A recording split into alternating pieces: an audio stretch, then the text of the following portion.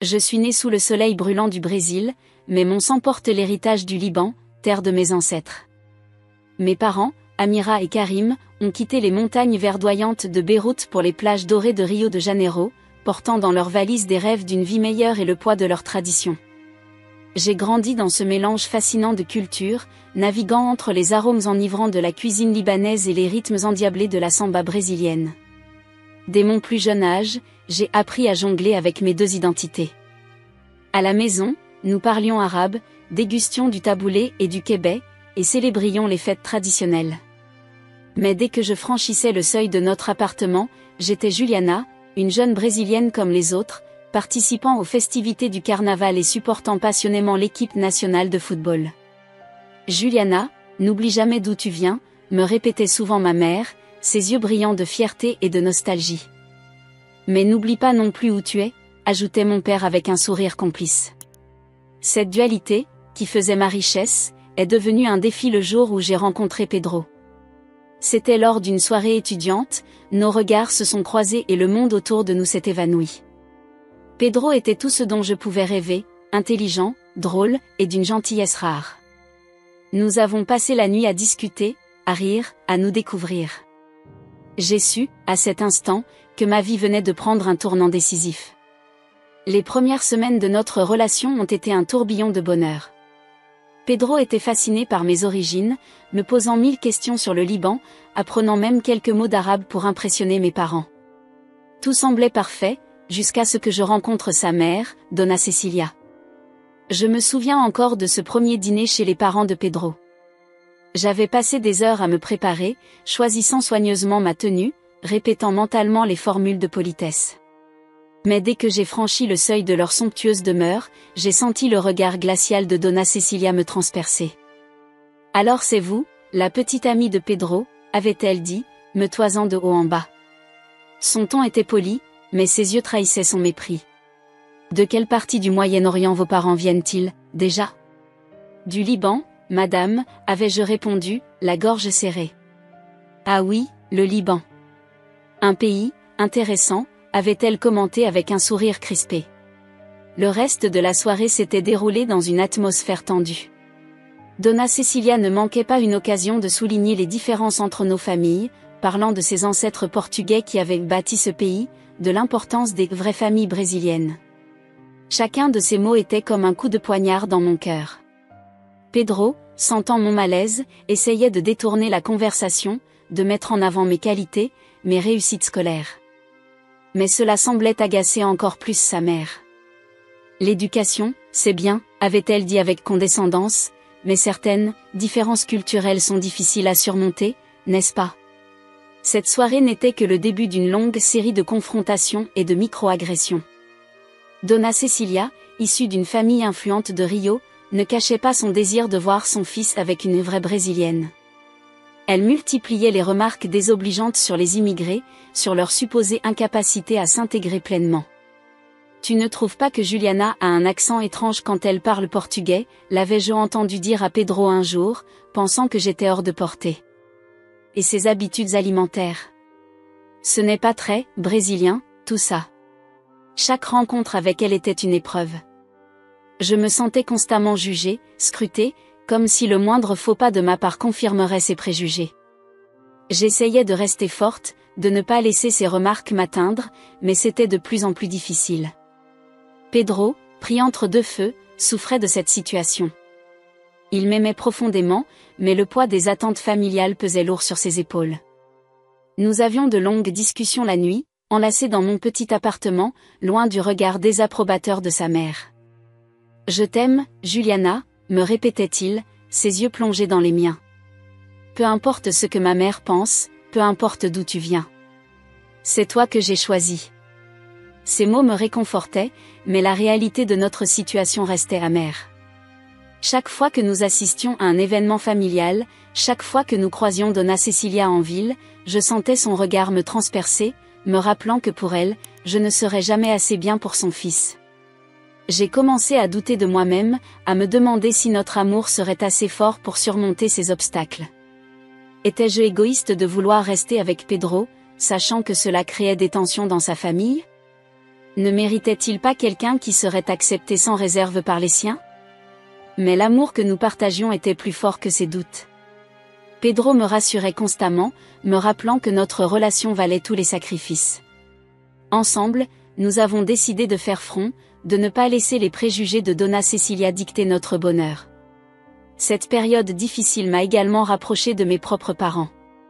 Ils sont devenus mon refuge, ma source de force. Ma mère, avec sa sagesse orientale, me rappelait souvent, « Habibi, tu es comme l'olivier. Tes racines sont profondes, ton tronc est fort. Laisse le vent souffler, tu ne plieras pas. » Ces mots résonnaient en moi, me donnant la force de continuer, d'affronter le regard désapprobateur de Donna Cecilia, de croire en mon amour pour Pedro et en notre avenir commun. Notre relation est devenue une bataille constante contre les préjugés, une lutte pour faire accepter notre amour dans un monde qui n'était pas toujours prêt à l'accueillir. Mais chaque épreuve nous rendait plus forts, plus unis. Pedro et moi avons appris à nous battre ensemble, à défendre notre amour contre vent et marée. Cette expérience m'a profondément marquée, façonnant la femme que je suis devenue. Elle m'a appris la résilience, la force de caractère, et l'importance de rester fidèle à ses origines tout en s'ouvrant au monde. Malgré la douleur et les doutes, je suis reconnaissante pour cette épreuve qui a forgé notre amour et m'a permis de découvrir ma propre force. Depuis ma plus tendre enfance, la France occupait une place particulière dans mon cœur et mon imagination. Ce pays, berceau de grands penseurs, d'artistes renommés et de révolutions intellectuelles, m'attirait comme un aimant. Je passais des heures à feuilleter des livres sur Paris, à admirer les photos de la Tour Eiffel, du Louvre, des Champs-Élysées. Chaque image, chaque mot lu sur la France nourrissait mon rêve d'y étudier un jour. Ce désir n'était pas qu'une simple fantaisie d'enfant. Il était devenu, au fil des années, une véritable obsession, un objectif que je m'étais fixé et que je comptais bien atteindre, quels que soient les obstacles. Malgré les difficultés financières de ma famille et les regards sceptiques de certains, je n'ai jamais abandonné cette ambition. Dès le collège, j'ai commencé à apprendre le français. Je me souviens encore de mon premier cours, de l'excitation que j'ai ressentie en prononçant mes premiers mots dans cette langue mélodieuse.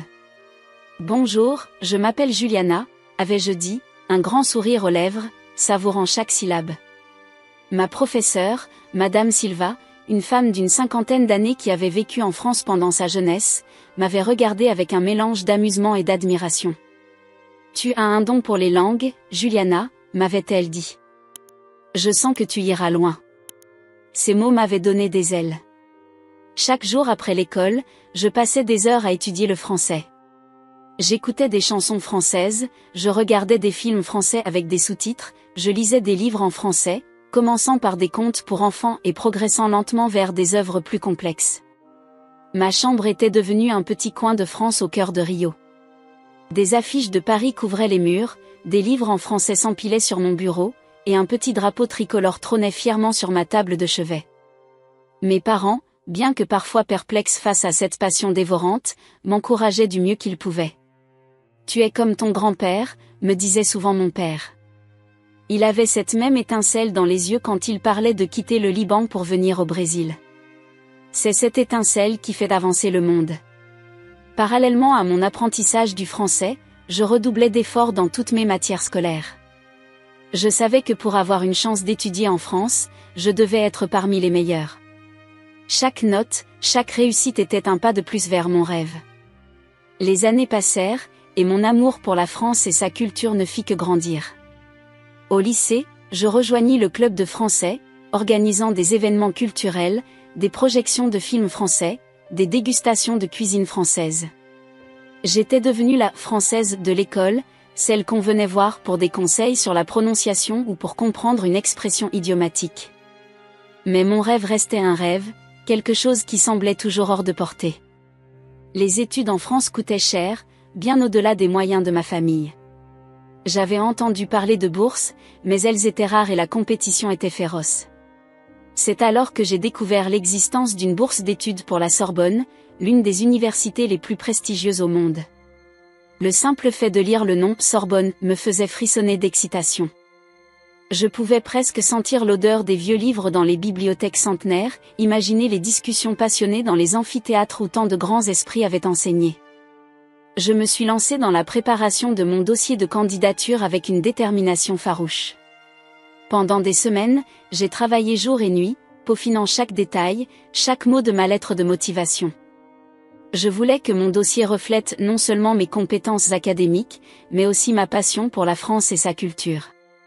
Le jour où j'ai finalement envoyé mon dossier, j'ai ressenti un mélange d'excitation et de terreur. C'était comme si j'avais lancé une bouteille à la mer, porteuse de tous mes espoirs et de tous mes rêves. Les semaines qui suivirent furent une torture. Chaque jour, je vérifiais frénétiquement ma boîte mail, sursautant à chaque notification. Pedro, mon petit ami, essayait de me distraire, de me faire penser à autre chose, mais mon esprit revenait toujours à cette bourse, à ce rêve qui était si proche et pourtant si loin. Et puis, un matin comme les autres, alors que je prenais mon petit déjeuner avant d'aller en cours, mon téléphone a vibré. Un nouvel email. De la Sorbonne. Mon cœur s'est arrêté de battre pendant une seconde. Avec des mains tremblantes, j'ai ouvert le message. Les premiers mots m'ont sauté aux yeux, « Nous avons le plaisir de vous informer ». J'ai poussé un cri qui a fait sursauter mes parents. Les larmes aux yeux, j'ai lu et relu le message, n'osant pas y croire. J'avais réussi. J'avais obtenu une bourse d'études intégrale pour la Sorbonne. Ce moment restera à jamais gravé dans ma mémoire.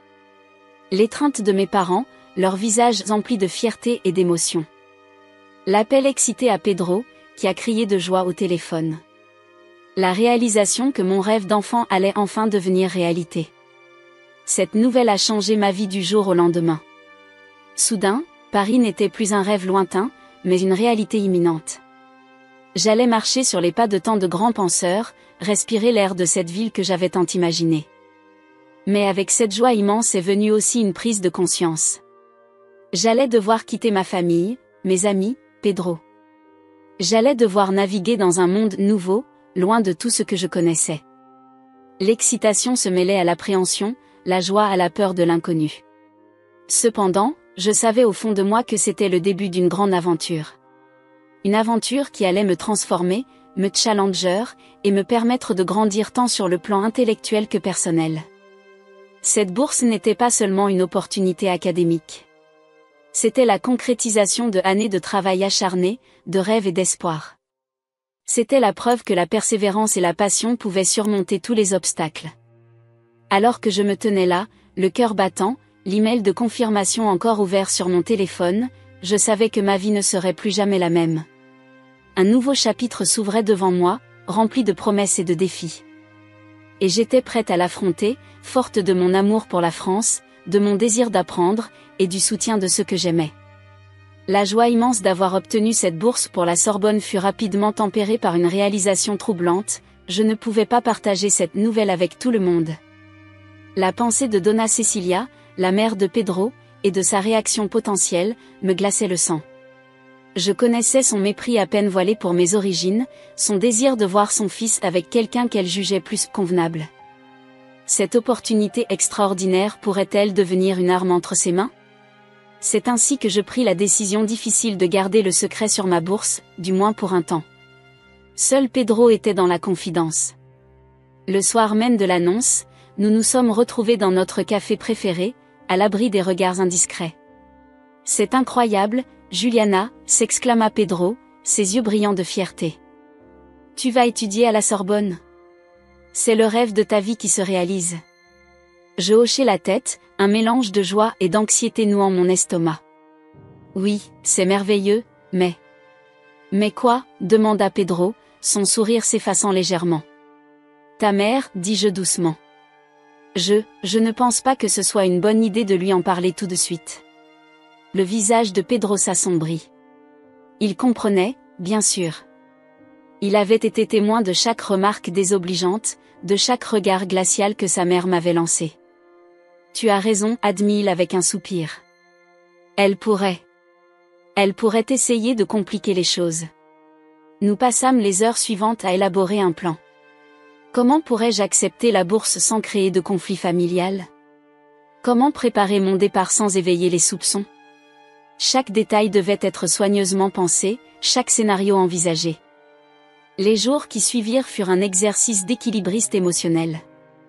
J'oscillais entre l'excitation pure de mon rêve qui se réalisait et l'angoisse constante d'être découverte. Chaque conversation avec mes parents ou mes amis était un défi. Je devais contenir mon enthousiasme, mesurer chacun de mes mots pour ne pas laisser échapper mon secret. Le poids de ce secret commença rapidement à peser sur moi. Je me réveillais la nuit, en sueur, rêvant que Donna Cecilia découvrait tout et utilisait son influence pour me faire perdre ma bourse. Dans ces moments-là, je me tournais vers Pedro, cherchant du réconfort dans ses bras. Et si on lui disait simplement, suggérais-je une nuit, épuisée par le stress constant. Peut-être qu'elle comprendra. Peut-être qu'elle sera fière pour moi. Pedro caressa doucement mes cheveux. Tu sais comment elle est, Ju. Elle verrait ça comme une menace. Elle penserait que tu cherches à t'éloigner de moi, à t'élever au-dessus de ta condition. Ces mots, bien que durs, résonnaient de vérité. Je savais que Donna Cecilia ne verrait pas cette opportunité comme une réussite, mais comme une tentative de ma part de m'extraire de ce qu'elle considérait comme ma place dans la société. Le secret commença à affecter notre relation. Pedro et moi, d'habitude si proches, si complices, nous trouvions de plus en plus souvent à court de mots.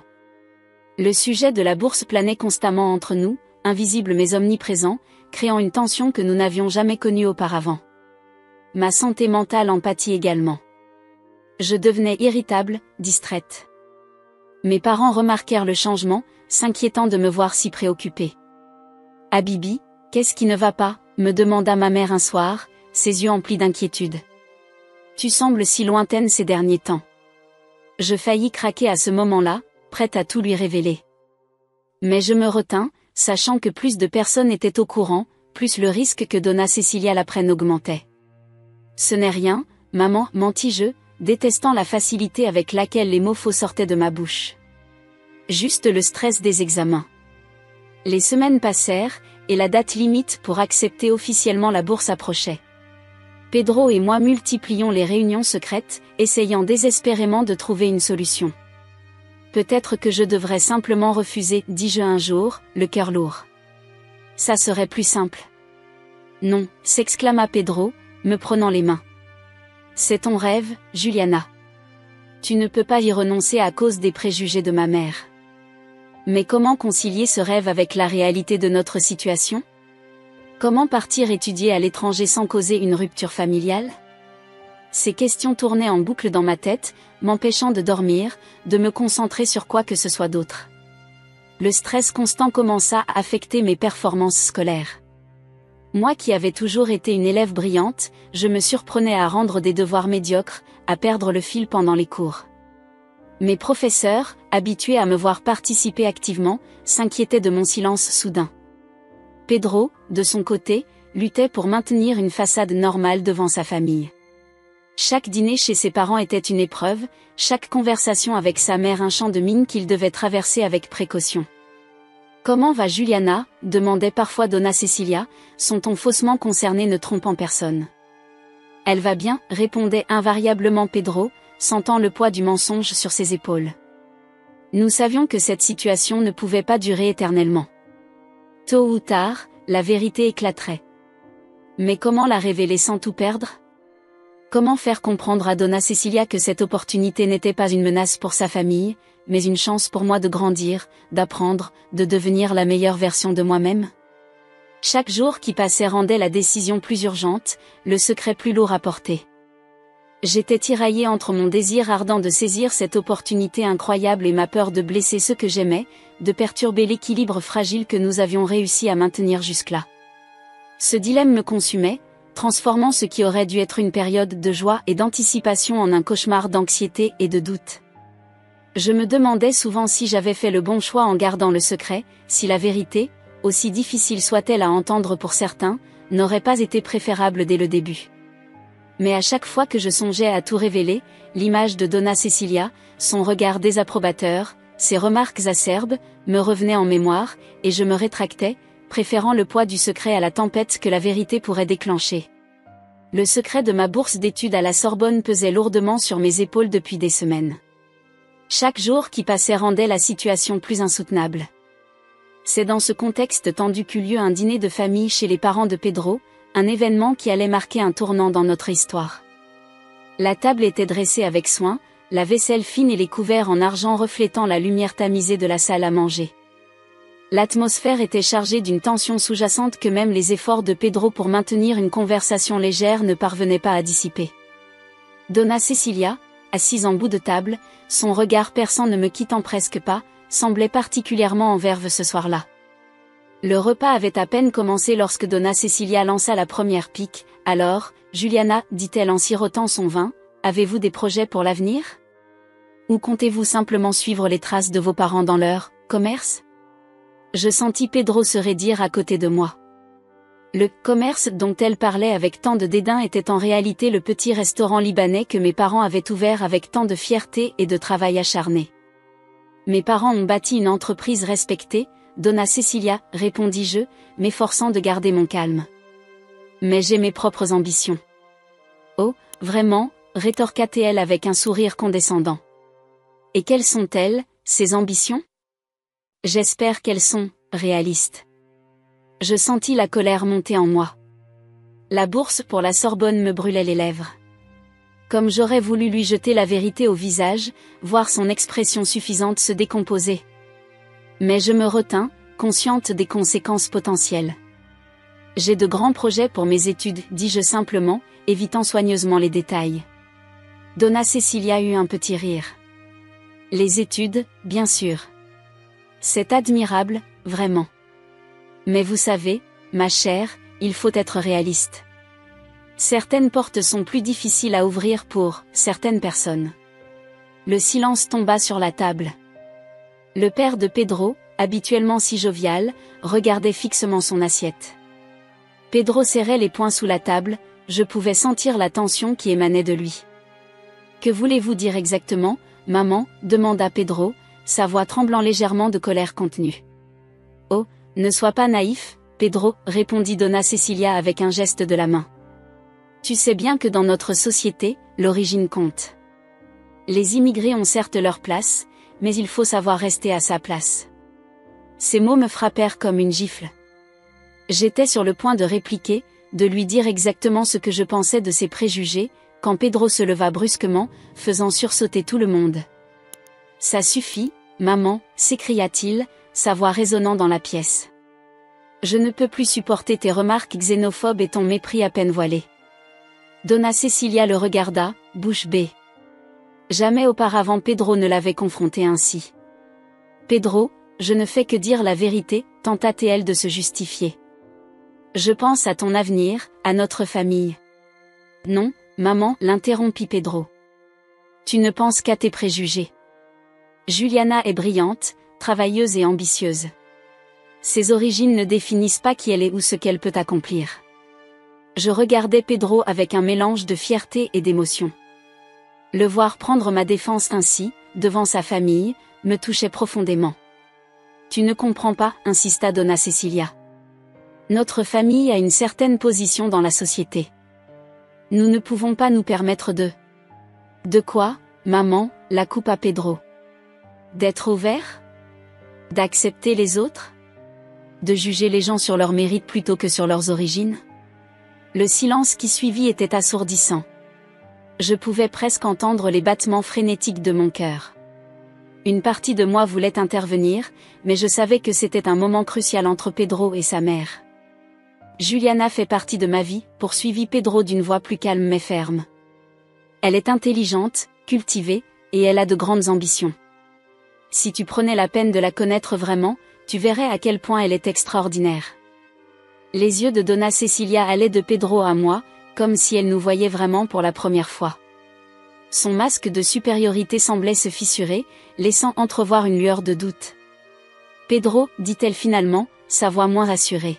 « Je veux seulement ce qu'il y a de mieux pour toi. » « Alors apprends à connaître Juliana, » répondit-il doucement. « Donne-lui une vraie chance. C'est tout ce que je te demande. » Le reste du dîner se déroula dans une atmosphère étrange, mélange de tensions résiduelles et de quelque chose de nouveau, peut-être un début de compréhension. Donna Cecilia resta silencieuse, semblant perdue dans ses pensées. Lorsque nous partîmes ce soir-là, Pedro me serra fort dans ses bras, loin des regards de sa famille. « Je suis désolé, » murmura-t-il. J'aurais dû faire ça il y a longtemps. Je sentis les larmes me monter aux yeux. Merci, chuchotai-je, incapable d'exprimer à quel point son soutien comptait pour moi. Sur le chemin du retour, main dans la main, nous savions que quelque chose avait changé. La confrontation de ce soir avait marqué un tournant dans notre relation et dans la dynamique familiale. Cependant, alors que nous marchions en silence dans les rues de Rio, une nouvelle angoisse s'empara de moi. La bourse pour la Sorbonne, ce secret que nous portions depuis des semaines, semblait encore plus lourde maintenant. Comment allions-nous annoncer mon départ prochain après cette soirée chargée en émotions? Je regardais Pedro, son profil déterminé dans la lumière des lampadaires. Il avait pris position pour moi, défié sa mère et ses préjugés. Notre amour avait franchi une nouvelle étape ce soir-là. Mais le plus dur restait à venir.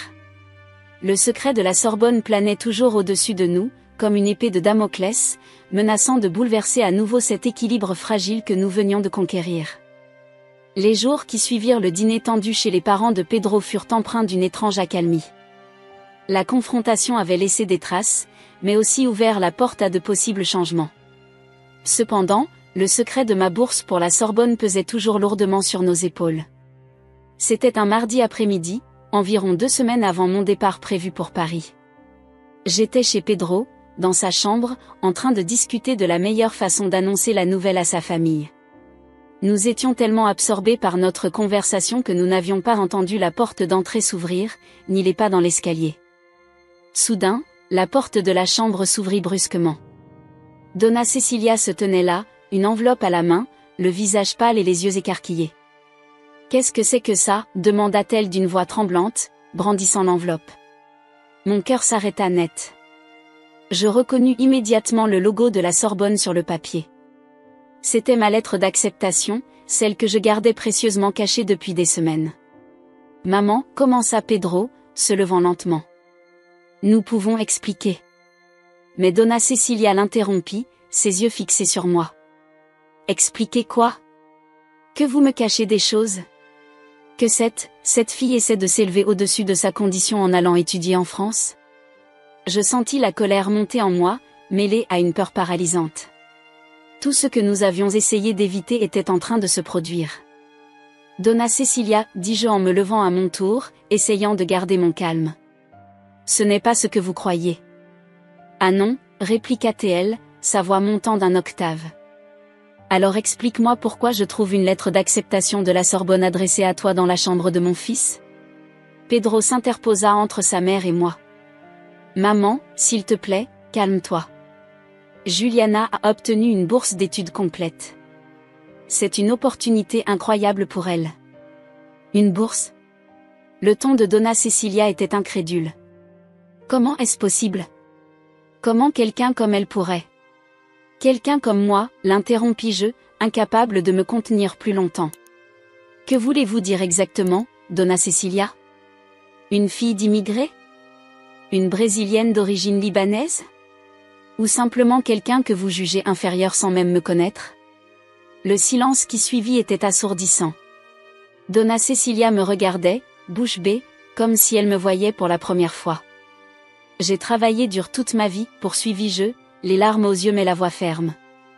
J'ai étudié, j'ai fait des sacrifices, j'ai rêvé grand. Cette bourse, je l'ai méritée. Et oui, j'ai eu peur de vous en parler parce que je savais exactement comment vous réagiriez. » Pedro prit ma main dans la sienne, me soutenant silencieusement. « Maman, » dit-il doucement. « Juliana est brillante. Elle a réussi à obtenir une bourse complète pour l'une des meilleures universités du monde. Tu devrais être fière d'elle, pas la juger. » Donna Cecilia semblait perdue, son regard allant de Pedro à moi, puis à la lettre qu'elle tenait toujours. « Pourquoi ne m'avoir rien dit ?» demanda-t-elle finalement, sa voix moins assurée. « Parce que nous avions peur de votre réaction, » répondit honnêtement Pedro. « Parce que depuis que je connais Juliana, vous n'avez cessé de la rabaisser, de la juger sur ses origines plutôt que sur qui elle est vraiment. » Ces mots semblèrent frapper Donna Cecilia de plein fouet. Elle s'assit lentement sur le bord du lit, la lettre toujours serrée dans sa main. « Je ne réalisais pas, » murmura-t-elle, plus pour elle-même que pour nous. Un silence pesant s'installa dans la pièce. Je ne savais pas quoi dire, quoi faire. Toutes ces semaines de secrets, d'angoisse, culminaient dans ce moment. Finalement, Donna Cecilia leva les yeux vers moi. La Sorbonne, dit-elle lentement. C'est vraiment impressionnant. Je hochai la tête, incapable de parler. Je suppose que j'ai été injuste envers toi, Juliana, poursuivit-elle, chaque mot semblant lui coûter un effort considérable. Mes préjugés, ils m'ont aveuglé. Pedro et moi échangeâmes un regard stupéfait. Jamais nous n'aurions imaginé entendre ces mots de la bouche de Donna Cecilia. Je ne dis pas que tout est réglé, ajouta-t-elle rapidement, voyant nos expressions. Mais peut-être. Peut-être que j'ai besoin de revoir certaines de mes opinions. Ce n'étaient pas des excuses, pas vraiment, mais c'était un début. Un petit pas vers la compréhension, vers l'acceptation. Alors que nous nous tenions là, dans cette chambre chargée d'émotions, je réalisais que ce moment marquait un tournant. Le secret était révélé, les cartes étaient sur la table. Ce qui allait suivre était incertain, mais au moins, nous n'avions plus à porter le poids de ce secret. Je serrai la main de Pedro, puisant de la force dans son contact. Quoi qu'il arrive maintenant, nous l'affronterions ensemble, à la lumière du jour, sans plus rien cacher. Les jours qui suivirent la découverte accidentelle de ma lettre d'acceptation par Donna Cecilia furent étrangement calmes. Le choc initial passé, un silence pesant s'était installé dans la maison des parents de Pedro. J'avais l'impression de marcher sur des œufs chaque fois que je m'y rendais, guettant le moindre signe de la part de Donna Cecilia. Ce fut donc avec une grande surprise que je reçus un appel de Pedro un soir, environ une semaine après l'incident. « Juliana, dit-il, sa voix trahissant un mélange d'excitation et d'appréhension. Ma mère veut nous voir. Elle dit qu'elle a quelque chose d'important à nous dire. » Mon cœur fit un bond dans ma poitrine. Que pouvait bien vouloir Donna Cecilia? Allait-elle finalement exprimer son opposition totale à mon départ? Ou pire, avait-elle trouvé un moyen de saboter ma bourse? C'est avec ces pensées tumultueuses que je me rendis chez Pedro le lendemain soir. Quand nous entrâmes dans le salon, Donna Cecilia était assise droite sur son fauteuil préféré, les mains croisées sur ses genoux. Son visage était indéchiffrable. « Asseyez-vous, dit-elle doucement, désignant le canapé en face d'elle. Pedro et moi obéîmes, échangeant un regard inquiet. Le silence qui suivit sembla durer une éternité. Finalement, Donna Cecilia prit une profonde inspiration. « J'ai beaucoup réfléchi ces derniers jours, commença-t-elle. À vous, à cette bourse, à mes propres préjugés. » Je sentis Pedro se raidir à côté de moi. Nous ne nous attendions certainement pas à ça. Vous savez, poursuivit-elle, son regard fixé sur un point au-dessus de nos têtes, ma propre grand-mère était une immigrante. Cette révélation nous prit complètement au dépourvu. Jamais Donna Cecilia n'avait mentionné cela auparavant. Elle est venue d'Italie, continua-t-elle, sa voix prenant une tonalité plus douce. Elle était jeune, pleine d'espoir, mais elle a dû faire face à beaucoup de préjugés. Les gens la regardaient de travers, parlaient dans son dos, la traitaient comme si elle était inférieure. Donna Cecilia fit une pause, semblant chercher ses mots. Je suppose que quelque part en chemin, j'ai oublié cette partie de mon histoire familiale. J'ai oublié les luttes de ma grand-mère, sa détermination, son courage. Je sentis une boule se former dans ma gorge. Était-ce vraiment Donna Cecilia qui parlait ainsi? Quand j'ai découvert votre lettre d'acceptation, Juliana, dit-elle en me regardant directement pour la première fois, j'ai d'abord ressenti de la colère, de la peur même. Mais ensuite, j'ai pensé à ma grand-mère. À ce qu'elle aurait pensé de mon comportement. Des larmes brillaient dans les yeux de Donna Cecilia, une vision que je n'aurais jamais cru possible. Je me suis rendu compte que mon comportement reflétait exactement ce contre quoi ma grand-mère avait lutté toute sa vie. J'étais devenu ce qu'elle avait le plus détesté. Pedro serra ma main, et je réalisai que j'avais retenu mon souffle. Je ne peux pas effacer ce que j'ai dit ou fait, poursuivit Donna Cecilia. Mais je peux essayer de faire mieux à partir de maintenant. Juliana, je te dois des excuses. Ces mots, que je n'aurais jamais cru entendre, résonnèrent dans la pièce. Je sentis des larmes couler sur mes joues, incapable de les retenir. Votre réussite, cette bourse pour la Sorbonne, c'est quelque chose dont vous devriez être fière, dit-elle. Et je devrais l'être aussi. Vous avez montré une détermination et un courage qui me rappellent ma grand-mère. Donna Cecilia se leva lentement et se dirigea vers une vieille commode dans le coin de la pièce. Elle en sortit une petite boîte qu'elle apporta vers nous. Ceci, dit-elle en ouvrant la boîte, appartenait à ma grand-mère. C'est un broche qu'elle a apporté avec elle d'Italie. Elle disait toujours que c'était son porte-bonheur, ce qui lui donnait la force de continuer malgré les difficultés. Avec des mains tremblantes, elle sortit une magnifique broche ancienne, ornée de petites pierres colorées.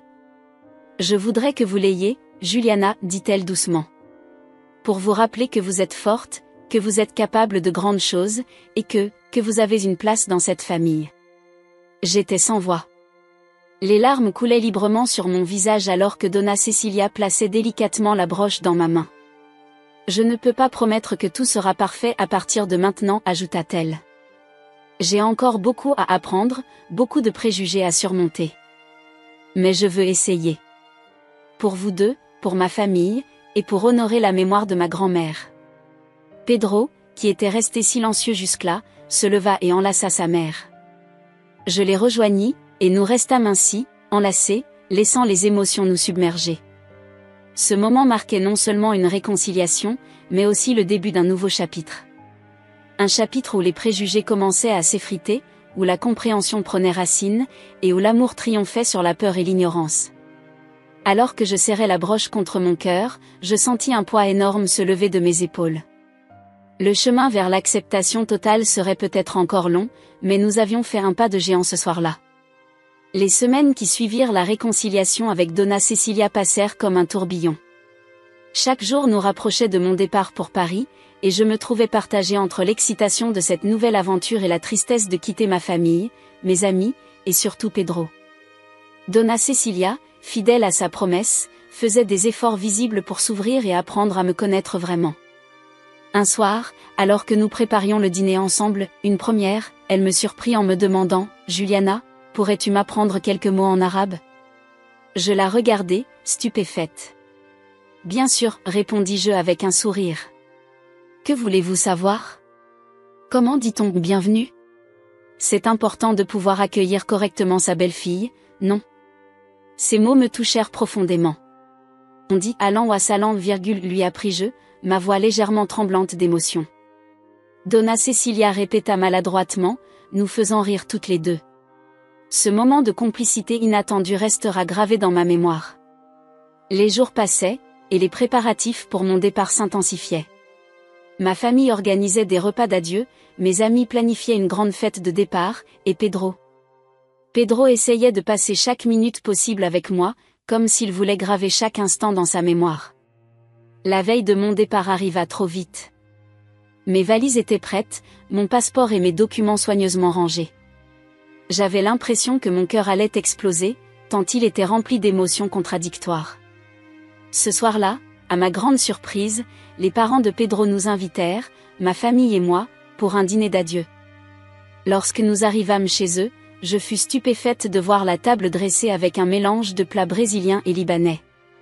Nous avons pensé que ce serait bien de célébrer vos deux cultures, expliqua le père de Pedro avec un sourire chaleureux.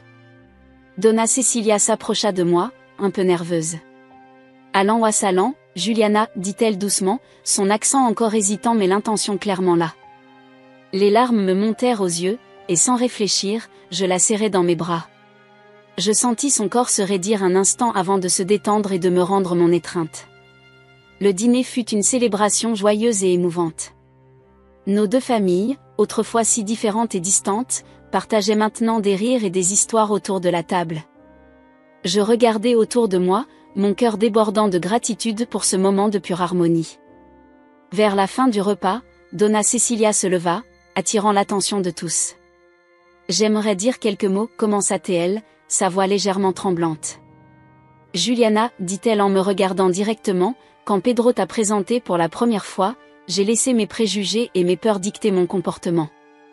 J'ai été injuste et cruelle envers toi, et pour cela, je te demande encore une fois pardon. » Je sentis la main de Pedro serrer la mienne sous la table. « Mais tu nous as tous donné une leçon d'humilité, de persévérance et d'amour, poursuivit-elle. Tu as réussi là où beaucoup auraient abandonné. Tu as gagné cette bourse à la Sorbonne par ton travail acharné et ton intelligence. Et plus important encore, tu as ouvert mon cœur et mes yeux. Elle fit une pause, essuyant une larme. Je sais que ce n'est qu'un au revoir, pas un adieu. Mais je voulais que tu partes en sachant que tu as désormais une deuxième famille ici. Une famille qui est fière de toi et qui t'attendra avec impatience. Les larmes coulaient librement sur mes joues maintenant. Je me levai et allai serrer Donna Cecilia dans mes bras, incapable de trouver les mots pour exprimer ma gratitude et mon émotion. Le lendemain matin, l'heure du départ arriva trop vite. L'aéroport était rempli de ma famille, de mes amis, et bien sûr, de Pedro et ses parents. Les adieux furent déchirants. Ma mère me serra fort contre elle, murmurant des prières en arabe. Mon père, les yeux brillants de fierté et de larmes contenues, me rappela pour la énième fois d'être prudente. Quand vint le tour de Pedro, le monde sembla s'arrêter autour de nous. « Je suis si fier de toi, murmura-t-il contre mes cheveux. Va conquérir Paris, mon amour. Je serai là à t'attendre. » Enfin, Donna Cecilia s'approcha. Elle portait la broche de sa grand-mère, celle qu'elle m'avait offerte quelques semaines plus tôt. « J'ai pensé que tu voudrais peut-être la porter pour ton voyage, dit-elle en l'épinglant sur mon manteau. Pour te rappeler que tu as une famille qui t'aime ici. » Submergée par l'émotion, je ne pus que hocher la tête, les larmes coulant librement. L'appel pour mon vol retentit, me ramenant brutalement à la réalité. Avec un dernier regard vers ceux que j'aimais, je pris mon sac et me dirigeai vers la sécurité. Alors que je me retournais une dernière fois avant de passer les portes, je vis ma famille et celle de Pedro, côte à côte, me faisant signe. Deux familles, deux cultures, unies dans l'amour et le soutien. En m'installant dans l'avion, je touchai doucement la broche sur mon manteau. Elle représentait tant de choses, l'héritage, la lutte contre les préjugés, l'acceptation, l'amour. Alors que l'avion décollait, m'emmenant vers ma nouvelle vie à Paris, je savais que quoi qu'il arrive, j'avais maintenant deux familles, deux cultures, qui me soutenaient et m'aimaient inconditionnellement.